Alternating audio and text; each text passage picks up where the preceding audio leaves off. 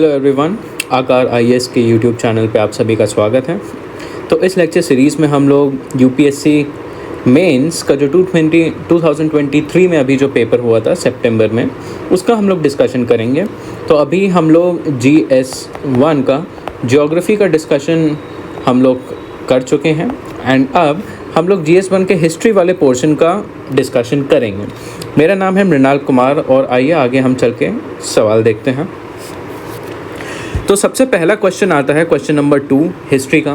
What was the difference between Mahatma Gandhi and Rabindranath Tagore in their approach towards education and nationalism. तो ये question बिल्कुल straight forward question है, direct question है, differences पूछ रहा है दो नेशनलिस्ट्स के बीच में, महात्मा गांधी एंड रविंद्रनाथ टैगोर।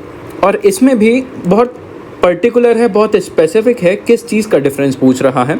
उनके एजुकेशनल अप्रोच का डिफरेंस पूछ रहा है एंड उनके नेशनलिस्ट अप्रोच का डिफरेंस पूछ रहा है। तो हम यहाँ से पता लगा सकते हैं कि क्वेश्चन के दो पार्ट हैं। एक तो डिफरेंस हमें बताना है, एक टैबुलर फॉर्म में हम ऐसे बनाएंगे, यहाँ पे महात्मा गांधी लिखेंगे, यहाँ पे रविंद्रनाथ टैगोर लिखेंगे एंड टैबुलर फॉर्म में भी यहाँ पे हम एक बार एजुकेशन लिखेंगे और यहाँ पे नेशनलिज्म लिखेंगे। तो इस तरीके से हम अपना आंसर का फॉर्मेट पूरा होगा हमारा।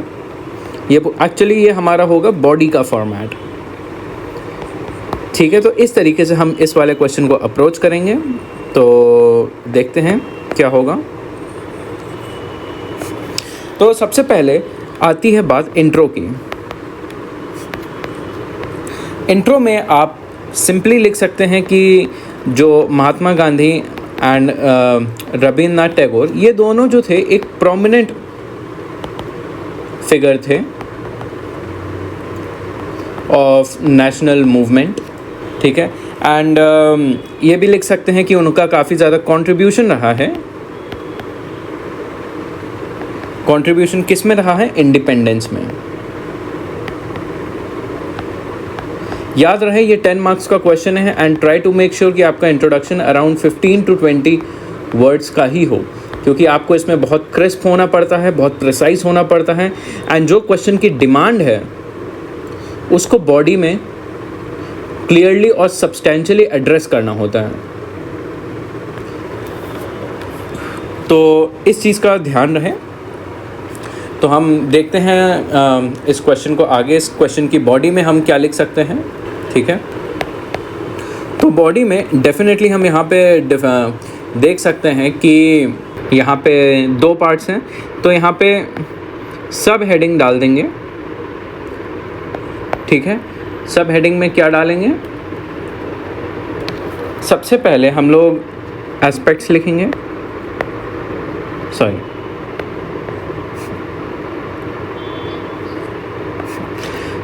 इसके बाद आती है बॉडी। बॉडी में भी क्योंकि यहाँ पे दो पार्ट में पूछा है, जैसे सबसे पहले एजुकेशन पूछा है तो यहाँ पे हम एजुकेशन के डिफरेंसेस लिखेंगे, एजुकेशन डिफरेंसेस, ठीक है। एजुकेशन डिफरेंसेस में देखते हैं क्या क्या लिखना होगा हमें। सबसे पहले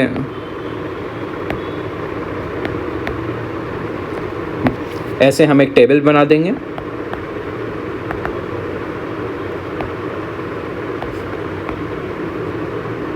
ठीक है। एक हम ऐसे टेबल बनाएंगे और यहाँ पे अब हम एजुकेशन के एस्पेक्ट्स लिखना शुरू करेंगे। सबसे पहले क्या एस्पेक्ट आता है? एजुकेशन फिलॉसफी, ठीक है। तो एस्पेक्ट्स एजुकेशन के, एजुकेशन में क्या हम लिखेंगे? यहाँ पे महात्मा गांधी जी जो थे ये एक टाइप से बेसिक एजुकेशन पे फोकस करते थे, बेसिक एजुकेशन। और इसका इन्होंने क्या मॉडल दिया था? नई तालीम, ठीक है। और ये क्या था? Basically practical based education and community learning.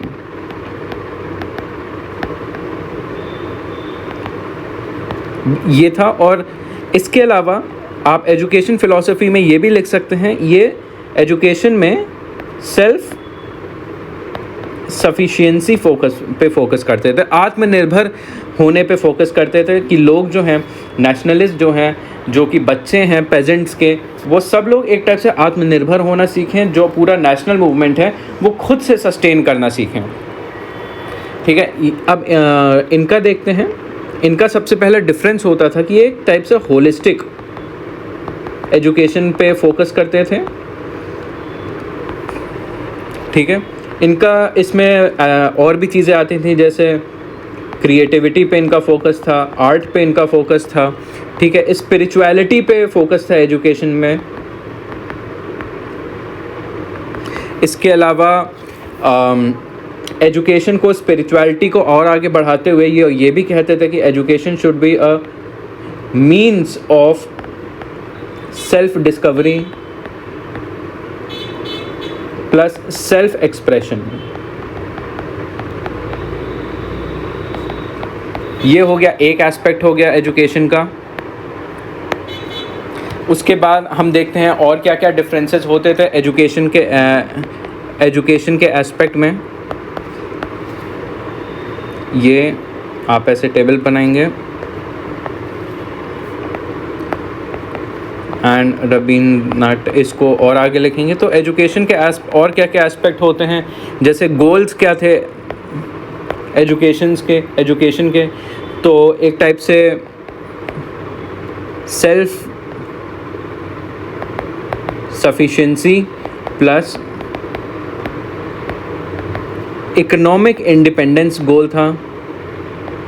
ठीक है, यहाँ पे ये फोकस करते थे कि लोग मैनुअल लेबर करना सीखें।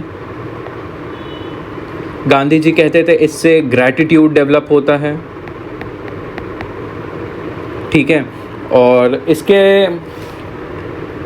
अलावा रबीन्द्रनाथ टैगोर कहते थे कि एक टाइप से इसमें इंटेलेक्चुअल डेवलपमेंट होना चाहिए एजुकेशन के थ्रू, इंटेलेक्चुअल डेवलपमेंट। ठीक है, और लोगों का आर्टिस्टिक पोटेंशियल डेवलप होना चाहिए, आर्टिस्टिक पोटेंशियल डेवलप होना चाहिए। ठीक है, और एक टाइप से ये एजुकेशन के थ्रू लोगों का इंटरनेशनल आउटलुक डेवलप करना चाहते थे। तो यहाँ पे आप लिख सकते हैं इंटरनेशनल आउटलुक लिख सकते हैं, और आप इसमें कल्चरल डेवलपमेंट भी लिख सकते हैं, डेवलपमेंट एंड और एक्सचेंज। अब ये हो गया, ये आपका दूसरा हो गया। और एजुकेशन में और क्या क्या होता है, जैसे इसमें आप लिख सकते हैं रूरल या अर्बन एजुकेशन के बारे में लिख सकते हैं, रूरल या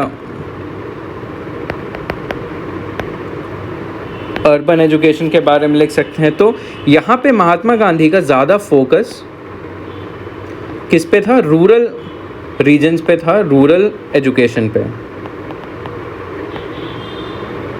इस पे ज़्यादा था। और ये चाहते क्या थे इससे, अपलिफ्टमेंट ऑफ विलेज कम्युनिटीज़। ठीक है, इसके अलावा यहाँ रबीन्द्रनाथ टैगोर जी का आप लिख सकते हैं कि ये अर्बन एरियाज़ पे ज़्यादा फोकस करते थे, प्लस कॉस्मोपॉलिटन एजुकेशन को ज़्यादा प्रमोट करना चाहते थे, कॉस्मोपॉलिटन अप्रोच। ठीक है, और इनका जो था रूरल एरियाज़ पे लेस इम्पैक्ट था, इम्पैक्ट एंड फोकस था। तो ये हो गया आपका सबसे पहला वाला सब हेड। ठीक है, अब दूसरे पार्ट पे आते हैं। दूसरे पार्ट पे सब हेडिंग 2 में क्या बोला है, नेशनलिज्म।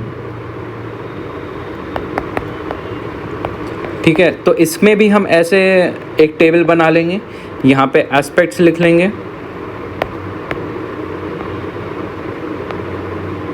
यहाँ पे महात्मा गांधी लिख लेंगे और यहाँ पे रबीन्द्रनाथ टैगोर लिख लेंगे। तो अब एस्पेक्ट्स में अगर देखा जाए नेशनलिज्म के एस्पेक्ट पे, तो हम यहाँ पे सबसे पहले लिख सकते हैं कि इनकी अप्रोच,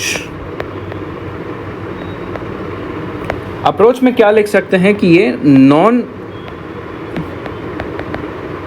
वायलेंट रेजिस्टेंस, ठीक है। और इनका क्या अप्रोच था? सिविल डिसोबीडियंस, इनका ये अप्रोच था, ठीक है। और ये बिलीव करते थे एथिकल और इंक्लूसिव नेशनलिज्म में, मतलब हर कोई नेशनलिज्म का पार्ट हो और नेशनलिज्म जो हो एथिक्स के प्रिंसिपल्स पे बेस्ड हो। जो नॉन वायलेंस भी एक टाइप से, नॉन वायलेंस एक एथिकल प्रिंसिपल होता है जो कि हम अलग अलग जगहों पे देखते हैं, जैसे हंगर स्ट्राइक हो गया, सत्याग्रह हो गया और स्वराज का कॉन्सेप्ट हो गया, ये सारी चीज़ें। तो शुरुआत में रविन्द्रनाथ टैगोर जी का देखें तो शुरुआत में ये स्वदेशी मूवमेंट को सपोर्ट करते थे, बट लेटर ये क्रिटिकल हो गए थे किसके? पॉलिटिकल नेशनलिज्म के, ठीक है। And he was against political nationalism and warned of its excess, ठीक है। ये एक एस्पेक्ट हो गया। दूसरा एस्पेक्ट क्या हो गया यहाँ पे? इनका विजन क्या था नेशनलिज्म का? विजन ऑफ नेशनलिज्म, तो ये क्या चाहते थे कि एक यूनाइटेड फ्रंट हो ब्रिटिशर्स के against, United front against Britishers, ठीक है। और ये अगेंस्ट कॉलोनियलिज्म थे, अगेंस्ट कॉलोनियलिज्म। एंड इनका जो विजन था ये एक टाइप से यूनिटी इन डाइवर्सिटी का विजन था। क्या? सर्वधर्म समभाव,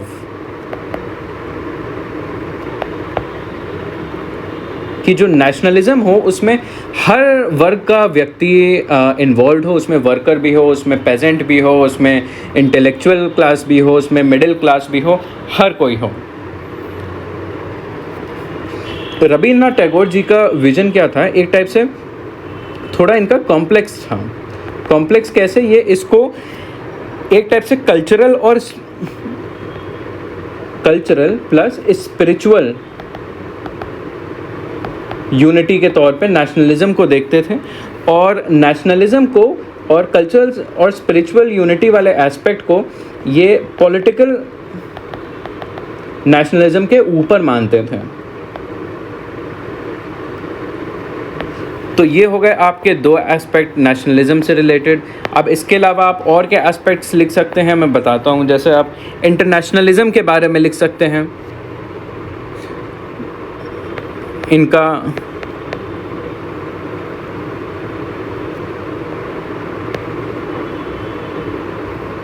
इंटरनेशनलिज्म के ऊपर क्या व्यू था।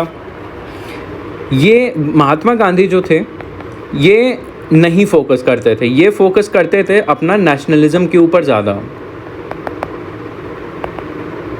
इनका था कि विलेज डेवलपमेंट हो, सेल्फ सफिशिएंसी आए, ठीक है। जो इंडिया का डेवलपमेंट उस पे ज़्यादा इनका फोकस था, जो नेशनल डेवलपमेंट था उस पे ज़्यादा था, जबकि रविन्द्रनाथ टैगोर जी का इंटरनेशनलिज्म को ज़्यादा प्रमोट करते थे नेशनलिज्म से ज़्यादा।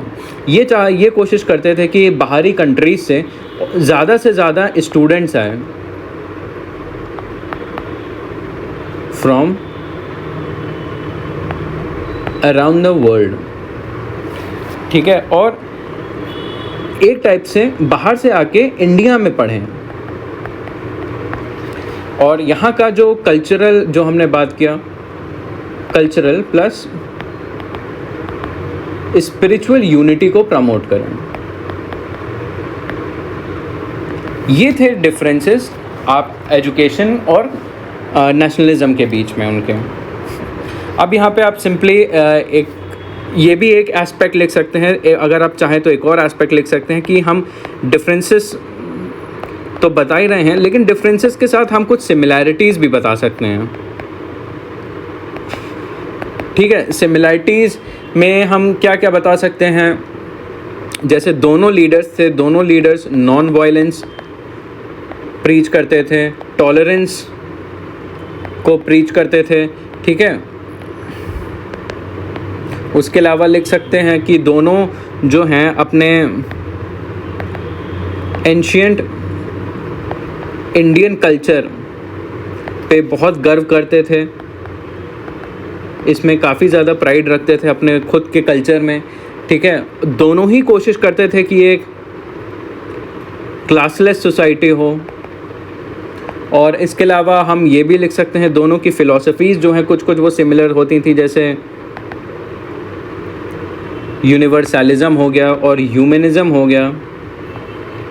कहीं ना कहीं आप इस सिमिलरिटी वाले एस्पेक्ट को आप कंक्लूजन में भी लिख सकते हैं, ठीक है। ये चीज़ कंक्लूजन में भी आ जाएगा कि एक आंसर कंप्लीट लगता है कि अगर डिफरेंसेस के साथ अगर आप कहीं ना कहीं उनके कुछ ना कुछ सिमिलरिटीज़ भी बताएं और कहीं ना कहीं आप कंक्लूजन में एक तो ये वाला कंक्लूजन हो गया। कंक्लूजन में आप ये भी लिख सकते हैं कि आप प्रेजेंट कॉन्टेक्स्ट से जोड़ सकते हैं कि जैसे नेशनल एजुकेशन पॉलिसी 2020 आई है, उसमें कहीं ना कहीं इनके महात्मा गांधी और रवींद्रनाथ टैगोर जी के प्रिंसिपल्स को कहीं ना कहीं इंक्लूड किया गया है, जैसे इंक्लूसिविटी हो गया, होलिस्टिक हो गया, ह्यूमनिज़म हो गया। तो इस तरीके से आप कंक्लूजन लिख सकते हैं इस क्वेश्चन का, ठीक है। अब अगला क्वेश्चन भी एक डायरेक्ट क्वेश्चन है, bring out the socio economic effects of introduction of railways in different countries of the world. तो यहाँ पे भी अगर आप ध्यान से देखें तो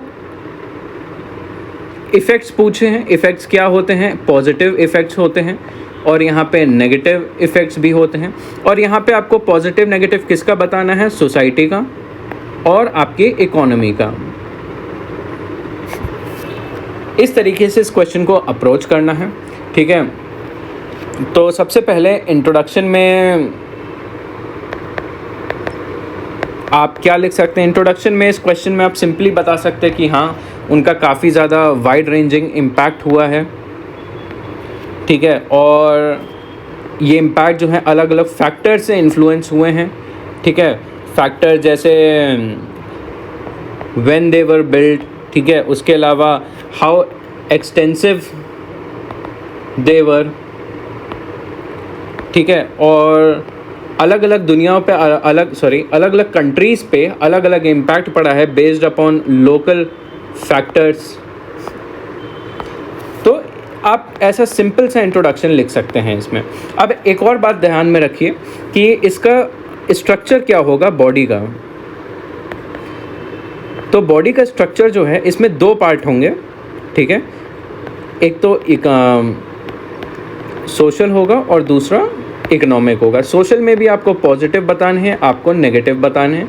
इकोनॉमिक इम्पैक्ट भी आपको पॉजिटिव इम्पैक्ट बताने हैं, आपको नेगेटिव इम्पैक्ट बताने हैं। तो इस तरीके से ये क्वेश्चन आप अप्रोच करेंगे। एंड ये क्वेश्चन इस मामले में, क्योंकि आपको इसमें लिखना काफ़ी है एंड आपको इसमें सिर्फ 150 वर्ड्स ही लिखने हैं, इस मामले में थोड़ा क्वेश्चन चैलेंजिंग हो जाता है। हालांकि ये वाला क्वेश्चन कहीं भी डायरेक्टली नहीं दिया है, ये बहुत एनालिटिकल क्वेश्चन है जो कि आपको खुद ही वहाँ पे सोच के लिखना होगा। तो सबसे पहले हम इकोनॉमिक इफ़ेक्ट की बात करते हैं, ठीक है। ये होगा बॉडी का आपका सब हेडिंग 1, ठीक है। इकोनॉमिक इम्पैक्ट में आपको ऐसे डिस्कस करना है पॉजिटिव और नेगेटिव। आप अगर ऐसे टैबुलर फॉर्म में लिखें तो और ज़्यादा अच्छा लगेगा, वैसे ऐसा कुछ ज़्यादा ज़रूरी नहीं है। तो सबसे पहले पॉजिटिव इम्पैक्ट में लिख सकते हैं कि इसकी वजह से इकोनॉमिक या फिर आप इंडस्ट्रियल ग्रोथ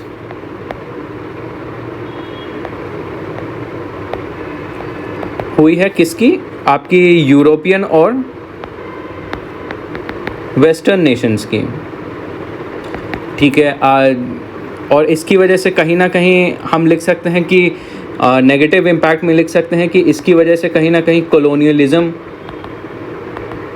और इंटेंस हो गया था, आप इसमें एग्जाम्पल दे सकते हैं जैसे introduction of railway in India, ठीक है, जैसे बॉम्बे एंड ठाणे के बीच में अराउंड 1854 के टाइम पे हुआ था, ठीक है। इसके अलावा एक और डेवलपमेंट हुआ है कि इसकी वजह से हैवी इंडस्ट्रीज़ का डेवलपमेंट हुआ है, ठीक है। और इसके अलावा आप ये भी लिख सकते हैं इसका इम्पैक्ट क्या हुआ है। इसका इम्पैक्ट अलग अलग कंट्रीज़ में ड्रेन ऑफ वेल्थ का हुआ है, ठीक है। जैसे इंडिया के अलावा भी जैसे और भी नेशंस थे, जैसे साउथ अफ्रीका का आप एग्ज़ाम्पल दे सकते हैं, आप इंडोनेशिया का एग्ज़ाम्पल दे सकते हैं जहाँ पे डच का राज था, ठीक है। उसके बाद पॉजिटिव में आप लिख सकते हैं कि यहाँ पे एम्प्लॉयमेंट लोगों को बहुत ज़्यादा मिला, लोकल पॉपुलेशन, स्पेशली जो लोकल पॉपुलेशन है, ठीक है। एंड इसके अलावा एम्प्लॉयमेंट के अलावा आप लिख सकते हैं लोगों का स्टैंडर्ड ऑफ लिविंग भी इम्प्रूव हो गया, ठीक है। इसकी वजह से क्या हुआ, माइग्रेशंस आए, ठीक है। माइग्रेशन की वजह से और क्या क्या हुआ, जैसे अर्बनाइजेशन और बढ़ने लगा, ठीक है। अब नेगेटिव इम्पैक्ट में आप और भी चीज़ें लिख सकते हैं, जैसे इससे हैंडीक्राफ्ट,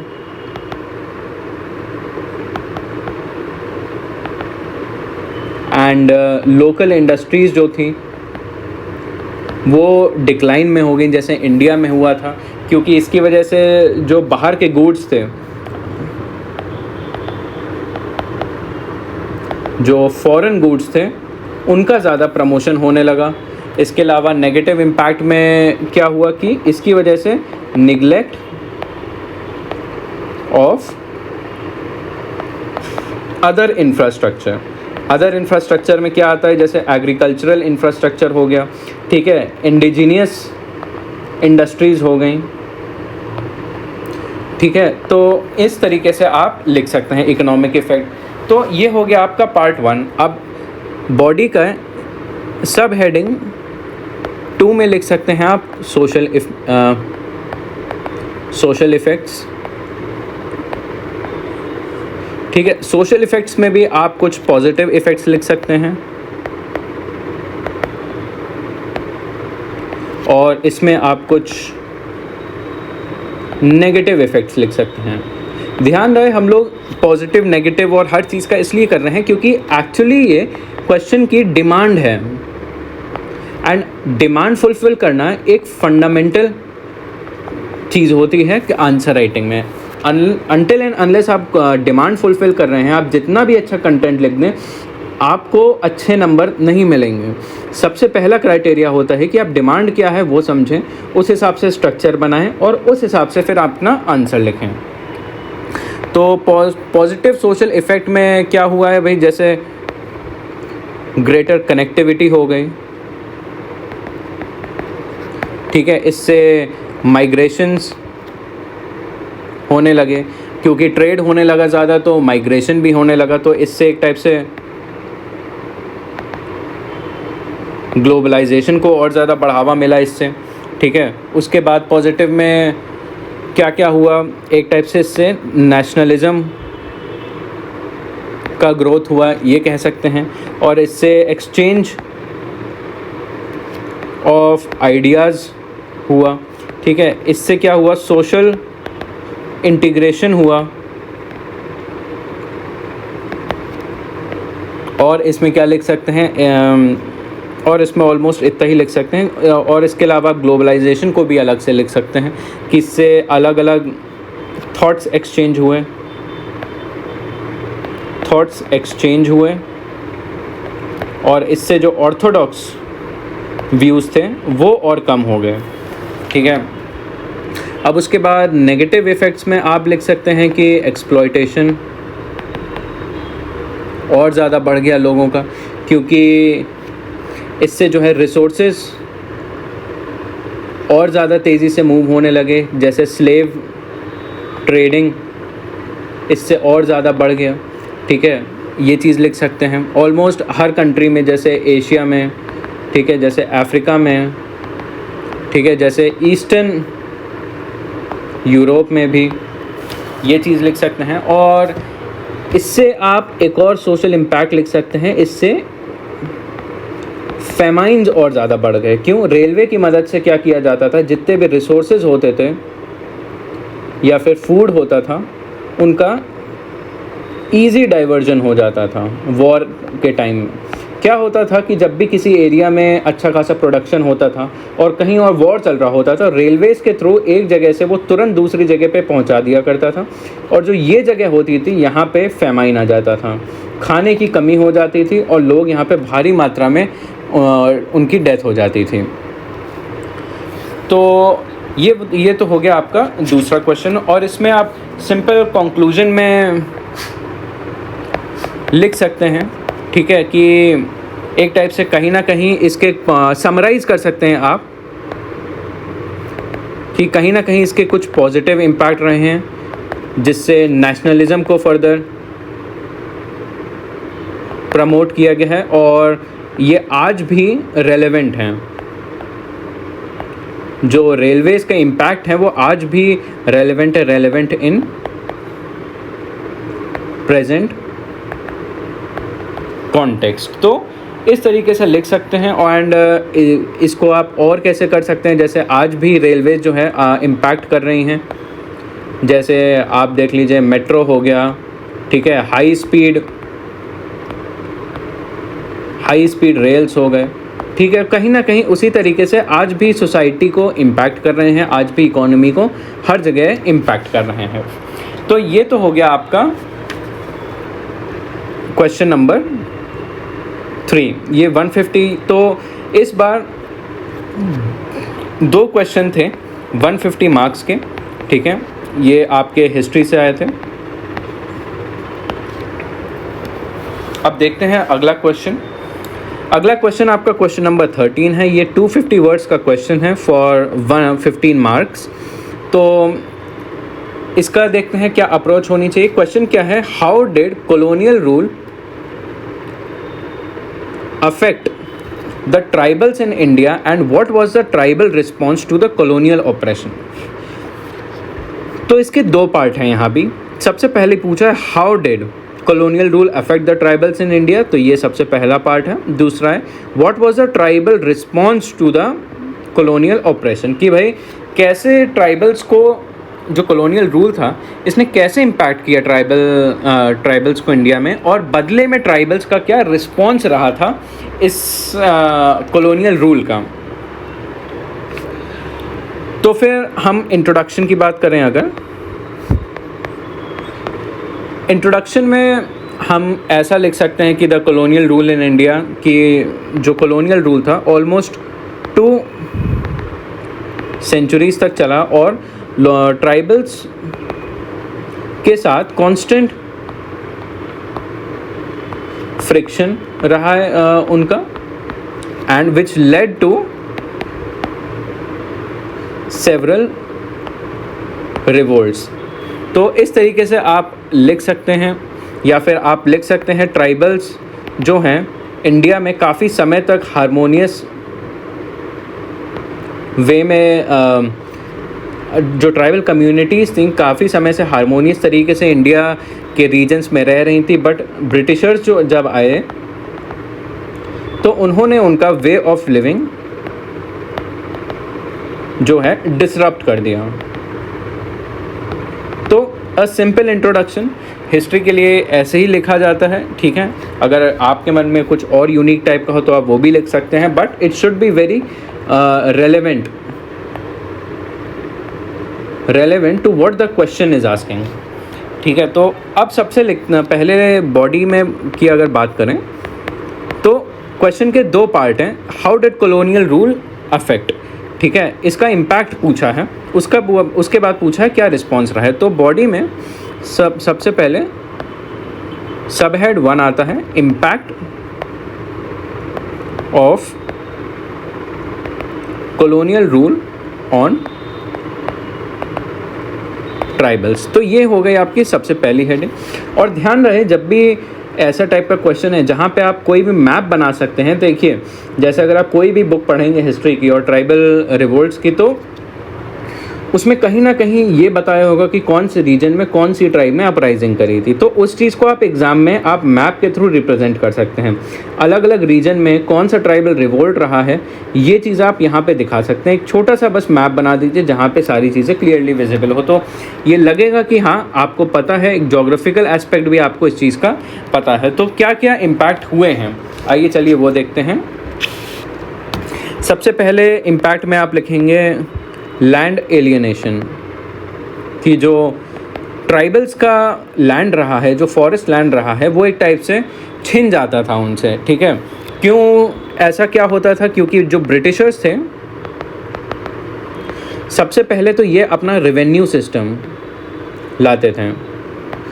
कौन सा रेवेन्यू सिस्टम? जैसे ज़मींदारी सिस्टम, जैसे महलवाड़ी सिस्टम, जैसे रैयतवाड़ी सिस्टम, और इसके अलावा ये प्राइवेट प्रॉपर्टी का कॉन्सेप्ट ले आए थे। प्राइवेट प्रॉपर्टी का कॉन्सेप्ट ले आए थे, जबकि जो ट्राइबल्स होते थे उनके यहाँ पे कम्युनिटी प्रॉपर्टी का कॉन्सेप्ट होता था।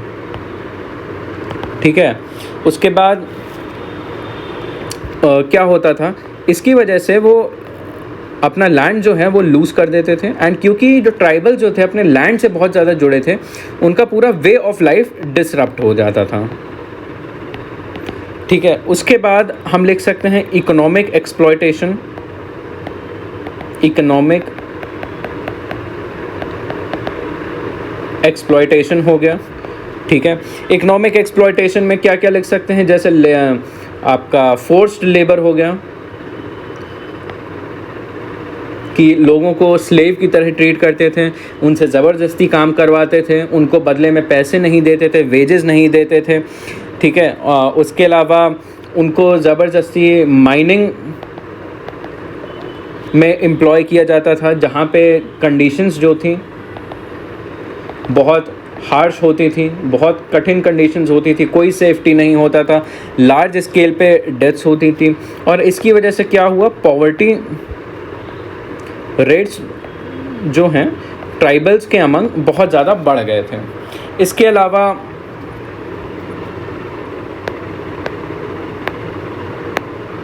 एक और आप इम्पैक्ट लिख सकते हैं कि भाई जैसे सोशल डिसरप्शन हो गया, उनका जो आपस में बॉन्ड्स होते थे कहीं ना कहीं वो डिस्टर्ब होने लगे। क्यों? क्योंकि ब्रिटिशर जो हैं ये ले आए कॉन्सेप्ट वेस्टर्न एजुकेशन का। वेस्टर्न एजुकेशन, जैसे कम्युनिटी होता है, ट्राइबल्स जो होता है वो कम्युनिटी में बहुत ज़्यादा बिलीव करते हैं, वो साथ में रहने में बहुत ज़्यादा बिलीव करते हैं। लेकिन जो वेस्टर्न एजुकेशन है ये इंडिविजुअलिज्म को प्रमोट कर दिया, सेल्फ सेंटर्ड सोसाइटी को ज़्यादा प्रमोट कर दिया इन्होंने। तो एक टाइप से जो आइडियोलॉजीज़ हैं वो ट्राइबल्स की, वो बीच बीच में चेंज होने लगी। इसके अलावा ये लीगल सिस्टम्स ले आए। ठीक है, इसकी वजह से डिसरप्शन होने लगा। ठीक है, एंड डिस्क्रिमिनेशन होने लगा, मार्जिनलाइजेशन होने लगा, ट्राइब्स को क्रिमिनल ट्राइब्स के तौर पे देखा जाता था, ट्राइब्स को मास स्केल पे मार दिया जाता था, ये वाले इश्यूज़ हुआ करते थे। उसके बाद और एक और इम्पैक्ट होने लगा कि जैसे कल्चरल इरोजन, जो ट्राइबल कम्युनिटीज़ की प्रैक्टिसेस हुआ करती थी, रस्में हुआ करती थी, कस्टम्स होते थे, ट्रेडिशन होते थे, वो धीरे धीरे ब्रिटिशर्स की वजह से कम होने लगे। क्या? जैसे आपका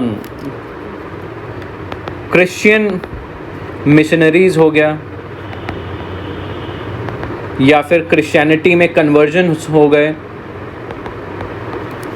ठीक है, एंड उसके बाद और जैसे उन वेस्टर्न रिलीजियस बिलीफ्स हो गए, इनको इम्पोज किया जाने लगा, ये वाले इश्यूज़ हो गए। और आप एक कहीं ना कहीं थोड़ा यूनिक सोच के आप लिख सकते हैं हेल्थ इम्पैक्ट।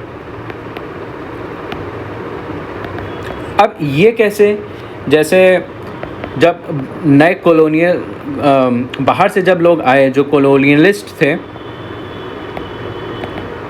वो अपने साथ नए डिजीज़ेस भी लाए थे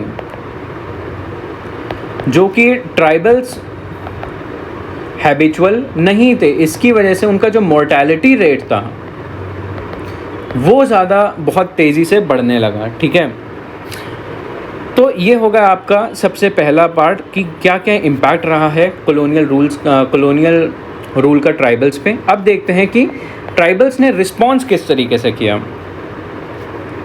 सब head 2 response of tribals to colonial rule. ये देखते हैं कि क्या क्या ट्राइबल्स का रिस्पॉन्स रहा है। सबसे पहले तो उन्होंने बगावत करना शुरू किया, रेबेलियन एंड रेजिस्टेंस करना उन्होंने शुरू किया। यहाँ पे जैसे यहाँ आप देख सकते हैं, ये अलग अलग आप एग्जाम्पल लिख सकते हैं। बस्तर रिबेलियन हो गया, खोंड रिबेलियन हो गया, संथाल हो गया, मुंडा हो गया, नागा रिबेलियन हो गया, अहोम अपराइजिंग हो गया। आप यहाँ पे ढेर सारे इसमें ऐसे एग्जाम्पल दे सकते हैं। ठीक है, उसके बाद और रिस्पॉन्स में लिख सकते हैं रिवाइवल मूवमेंट होने लगे। रिवाइवल मूवमेंट क्यों होने लगे? ताकि अपनी कल्चरल हेरिटेज को वो प्रिजर्व कर सकें। ठीक है, ये हो गया कल्चरल हेरिटेज, जैसे उनकी लैंग्वेजेस हो गई। ठीक है, उनके रिलीजन हो गया। ठीक है, उनका कस्टम्स हो गए जो कि क्रिश्चियनिटी की आने की वजह से डिसरप्ट हो गए थे, तो वापस से उसे रिवाइव करने का उनका कोशिश चलने लगा। ठीक है, उसके बाद पॉलिटिकल मोबिलाइजेशन होने लगा। पॉलिटिकल मोबिलाइजेशन में कैसे कि उनको लगने लगा कि ट्राइबल्स को लगने लगा कि उन्हें भी अब पॉलिटिकल रिप्रेजेंटेशन मिलनी चाहिए। ठीक है, अब पॉलिटिकल रिप्रेजेंटेशन कैसे? जो लीडरशिप है, लीडरशिप में कौन? जैसे बिरसा मुंडा के बारे में हम लिख सकते हैं। ठीक है, रानी गाइडिनलियू के बारे में लिख सकते हैं। ठीक है, एंड इन्होंने फिर क्या किया? मास मूवमेंट में पार्टिसिपेट करना शुरू किया। ठीक है, जैसे फॉरेस्ट सत्याग्रह हो गया, और इसका रिस्पॉन्स क्या हो सकता है? जैसे उन्होंने फॉरेस्ट मूवमेंट्स करना शुरू किया। फॉरेस्ट मूवमेंट में लिख सकते हैं जैसे एलियनेशन हो गया या फिर डिफॉरेस्टेशन हो गया। इसको ये लोग अपोज करने लगे। ठीक है, और उसके बाद रिवाइवल मूवमेंट में, एंड उसके बाद आप लिख सकते हैं यहाँ पे कल्चरल प्रिजर्वेशन। ये चीज़ें हो गई। एंड यहाँ पे कंक्लूजन में आप लिख सकते हैं कि ट्राइबल्स का काफ़ी ज़्यादा कंट्रीब्यूशन रहा है जिसने फाइनली इंडिपेंडेंस दिलाने में मदद करी। एंड ट्राइबल्स के कंट्रीब्यूशन की मदद से आज इंडिया में कहीं ना कहीं उनका भी एक बहुत बड़ा कंट्रीब्यूशन होता है कि यूनिटी इन डाइवर्सिटी एग्जिस्ट करती है। ठीक है, और हम ये भी लिख सकते हैं कि भले ही ट्राइबल्स क्या कहते हैं बहुत ज़्यादा पावरफुल नहीं थे ब्रिटिशर्स के सामने, लेकिन उन्होंने भी अपनी फुल कैपेसिटी से उन्हें अपोज किया था। तो इस तरीके से आप कोई फॉरवर्ड लुकिंग कंक्लूजन लिख सकते हैं। ठीक है, एक टाइप से उनको बताते हुए कि हाँ, ट्राइबल कम्युनिटीज़ जो हैं उनका काफ़ी अच्छा कंट्रीब्यूशन रहा है। एंड अक्सर कहा जाता है कि वो पैसिव रहे हैं, ऐसा नहीं है। बहुत सारे ट्राइबल लीडर्स रहे हैं, अलग अलग रीजन्स में रहे हैं, हर किसी का अलग अलग दिक्कतें रही हैं जो कि नेशनल मूवमेंट में उन्होंने पार्टिसिपेट करके एड्रेस करे हैं। और कहीं ना कहीं आप एक टाइप से एक और कंक्लूजन लिख सकते हैं कि आज की जो ट्राइबल अप्रोच है, कि जैसे पोस्ट इंडिपेंडेंस के टाइम पे हमने ट्राइबल पंचशील की जो अप्रोच है वो भी कहीं ना कहीं इसी से इंस्पायर हुई है। ट्राइबल्स का जो रेजिस्टेंस रहा है, रिवोल्ट रहा है, कंट्रीब्यूशन रहा है, उससे इंस्पायर होके पोस्ट इंडिपेंडेंस में जो ट्राइबल पंचशील की पॉलिसी रही है वो काफ़ी ज़्यादा इन्फ्लुएंस करी है। तो इस टाइप से आप इस क्वेश्चन का कंक्लूजन लिख सकते हैं। तो ये इस बार 3 क्वेश्चंस आए हैं हिस्ट्री से। आपका एक तो मॉडर्न से आया है, ठीक है, और आपका रेलवे वाला जो क्वेश्चन आए हैं। एंड ध्यान देने वाली बात यह है, इस बार आपका पोस्ट इंडिपेंडेंट हिस्ट्री का कुछ नहीं आया है, एंड आपका वर्ल्ड हिस्ट्री भी आपका बहुत कम क्वेश्चंस आने लगे हैं। तो इस बार सिर्फ मॉडर्न इंडिया से ही सबसे ज़्यादा सवाल आए हैं। तो ये रहा है इस बार का एनालिसिस और क्या अप्रोच होनी चाहिए इन सारे क्वेश्चंस में। So that was all for today. Thank you. I hope ये वाला लेक्चर आपको काम आया होगा।